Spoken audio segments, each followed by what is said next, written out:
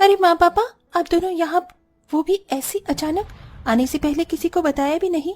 हाँ बेटा, तेरे पापा और मैं हरिद्वार गए थे, यहाँ से घर जा रहे थे तो सोचा घर जाते हुए तेरी ससुराल आ जाए, इसी बहाने हम तुझे प्रसाद भी दे देंगे और तुझसे मिल भी लेंगे।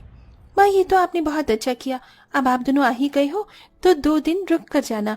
बंटी भी आया था और बिना रुके एक ही दिन में चला गया, पर मैं आप दोनों को ऐसे नहीं जाने दूंगी। अच्छा ठीक है बेटा, अब तो इतना जिद कर ही रही है तो 2 दिन हम रुक जाते हैं। ठीक है पापा, आप दोनों यहीं रुको, मैं गेस्ट रूम साफ करवा देती हूँ और उससे पहले मैं आपके लिए कुछ खाने के लिए लेकर आती हूँ। नेहा अपने माँ बाप को देखकर बहुत खुश थी। अब नेहा जल्दी से रसोई में जाती है और अपनी माँ के फेवरेट व्हाइट सॉस पास्ता बनाने लगती है। ये देख आरती नेहा से कहती है, अरे नेहा, आज तुम बड़ी खुश लग रही हो, और इतनी जल्दी जल्दी ये व्हाइट पास्ता किसके लिए बना रही हो? तुम्हें तो व्हाइट सॉस पास्ता पसंद भी नहीं। हाँ दीदी, दरअसल मेरे माँ और पापा आए हैं, वो दोनों 2 दिन यहीं रुक कर जाएंगे, बस इसीलिए मैं ये सब उनके लिए ही कर रही हूँ। पर नेहा, अभी कल ही तो तुम्हारा भाई गया है और आज तुम्हारी माँ और पिताजी आ गए। हाँ दीदी, तो क्या हुआ? मेरे मायके वाले यहाँ आते हैं तो आप इतनी परेशान क्यों हो जाती हैं? मेरे मायके वाले आ रहे हैं और मुझे कोई परेशानी नहीं है, तो फिर आप क्यों ऐसे बोल रही हैं? आरती का सवाल नेहा को पसंद नहीं आता और वो मुंह बनाकर पास्ता लेकर अपनी माँ के पास जाती है, जहाँ वो देखती है कि उसकी सास गीता उसकी माँ से बातें कर रही है। बहू, तेरे माता पिता घर आए हैं और तूने मुझे बताया भी नहीं, कम से कम मुझे बता तो देती। माँ जी, आप दवाई खाकर आराम कर रही थी, इसलिए मैंने आपको उठाना सही नहीं समझा। वैसे मैं आप सबके लिए पास्ता लेकर आई हूँ, चलिए खाना खा लेते हैं। हाँ बहू, पर बहू, तेरे घर से कोई आता है तो एक बार मुझे बता दिया कर, और समधन जी खाना शुरू कीजिए। जब से नेहा के माता पिता घर आए थे तब से वो अपने माता पिता की सेवा में ही लगी रहती है। इसी तरह से 2 दिन बीत जाते हैं और उसके माता पिता चले जाते हैं। माता पिता को गए अभी 1 दिन भी नहीं होता कि अचानक से नेहा के भैया भाभी आ जाते हैं। अरे बेटा, तुम दोनों यहाँ?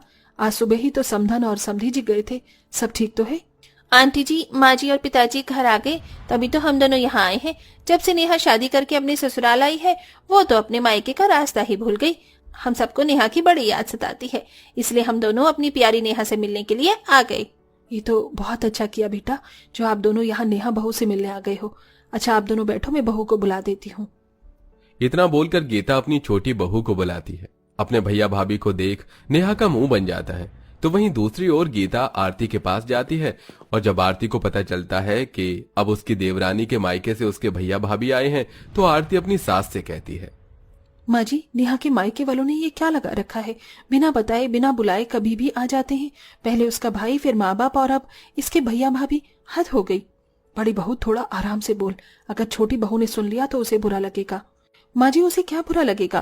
बुरा तो मुझे लग रहा है।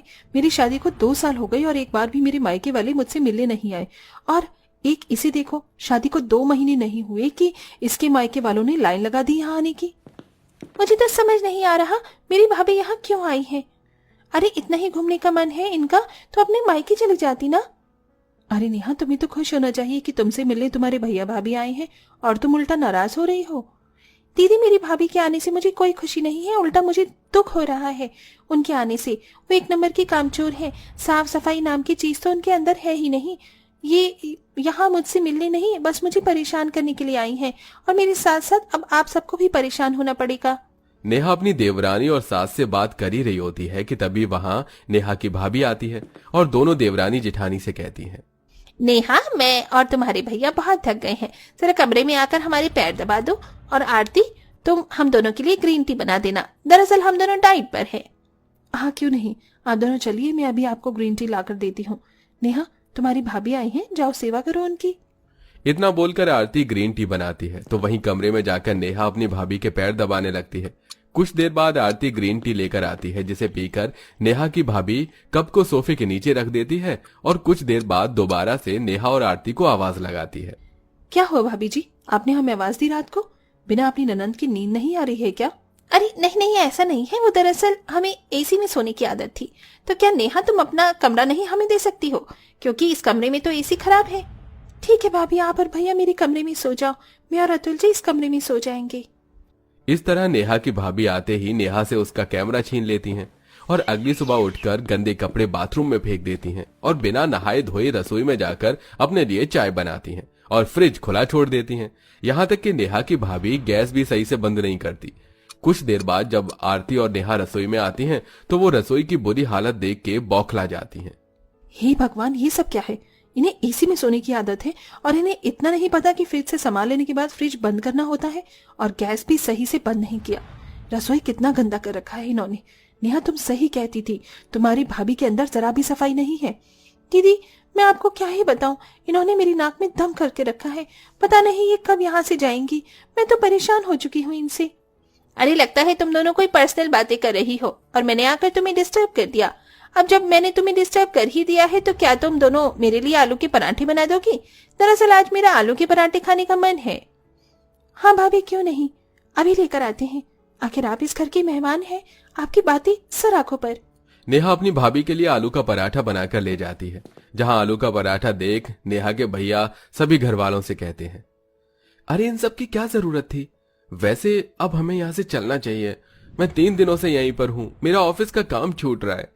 पर वो तो नेहा की भाभी की जिद थी, इसलिए मैं यहाँ रुक गया, वरना मुझे नहीं लगता कि हमें अपनी बहन के ससुराल में इतने दिन रुकना चाहिए था।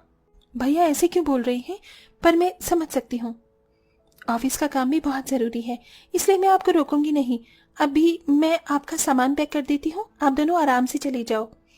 नेहा, लगता है हमें भेजने की तुम्हें ज्यादा ही जल्दी है। वैसे हम यहाँ से जा रहे हैं और आप लोगों ने हमें कुछ दिया भी नहीं। हमारे यहाँ तो कोई भी मेहमान घर आता है तो हम उन्हें पैसे और कपड़े देके विदा करते हैं, पर आप लोगों की भी कोई गलती नहीं है। अब हम जा ही इतने अचानक से रहे हैं। चलिए जी, वरना आपकी बहन सामान भी रोड पर रख देगी। नेहा की भाभी जाते जाते नेहा और उसके पूरे परिवार को ताना दे देती है। और जैसे ही नेहा के भैया भाभी घर से जाते हैं कि तभी नेहा के पास उसकी बुआ का फोन आता है।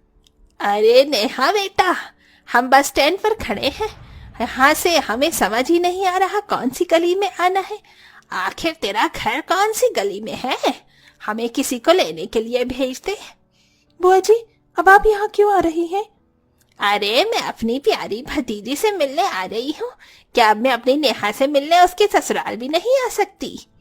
हाँ बुआ जी, क्यों नहीं, आप बिल्कुल मुझसे मिलने आ सकती हैं। पर अफसोस अभी यहाँ आपके आने से कोई फायदा नहीं। दरअसल अतुल जी का प्रमोशन हो गया है और उन्हें देहरादून शिफ्ट कर दिया गया है, इसलिए मुझे अभी आधे घंटे में अतुल जी के साथ देहरादून के लिए निकलना पड़ रहा है। कोई बात नहीं नेहा, आधा घंटा तो अभी है ना। मेरे लिए आधा घंटा भी बहुत है। मैं इस आधे घंटे में ही तुझसे मिल लूंगी। वैसे मैं तेरी गली में आ गई, आसपास के लोगों से पूछकर। अब जल्दी से आकर दरवाजा खोल दे, बस मैं पहुंच गई तेरे घर पर।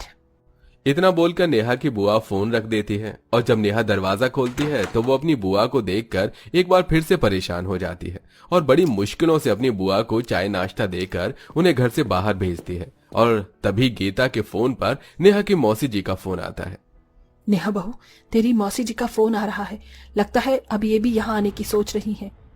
माँ जी, फोन काट दीजिए और अभी स्टेटस डाल दीजिए कि हम सब आउट ऑफ सिटी हैं। मैं और इन मेहमानों को बर्दाश्त नहीं कर सकती। उनकी सेवा करते करते अब मेरा सर फट रहा है।